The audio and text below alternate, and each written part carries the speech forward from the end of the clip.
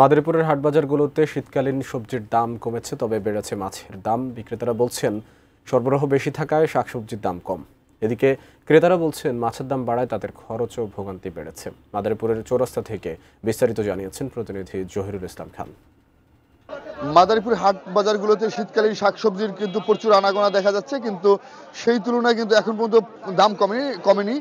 চৌরাস্তা বাজার, এই চৌরাস্তা বাজারে মাছ এবং মাংসের দামের মধ্যে মাছের দাম একটু বেড়েছে এবং অন্যান্য যে জিনিসপত্রের দাম সেগুলো স্থিতিশীল রয়েছে। দামের প্রভাব কিছুটা কমের বলা যাচ্ছে। আমরা জানতে চাই যে বাজারে শাকসবজিতে আপনাদের ক্রেতা কি ধরনের দেখছেন, যে শাকসবজি বা অন্যান্য বাজার দরের? না, তুলনামূলকভাবে সেরকম কোনো কমে নাই, সামান্য একটু কমছে, সেটা সিজন অনুযায়ী এরকম আহামরি কমে নাই। তবে কিন্তু শীতকালীন শাকসবজি কিন্তু বাজারে পাওয়া যাচ্ছে। আমরা জানতে চাচ্ছি একজন বিক্রেতার কাছে জিনিসপত্রের দাম কেমন পাচ্ছেন। না, প্রত্যেকটা জিনিস এখন নিয়ন্ত্রণের ভিতরে আছে, সমস্যা হয় না। পালং শাকের তোরা 30 টাকা, ফুলকপি 45 টাকা, পাতাকপি 35 টাকা, টমেটো 70 টাকা, পেঁপে 30 টাকা। আগে সে দাম কম বেশি? আগে থেকে একটু কম।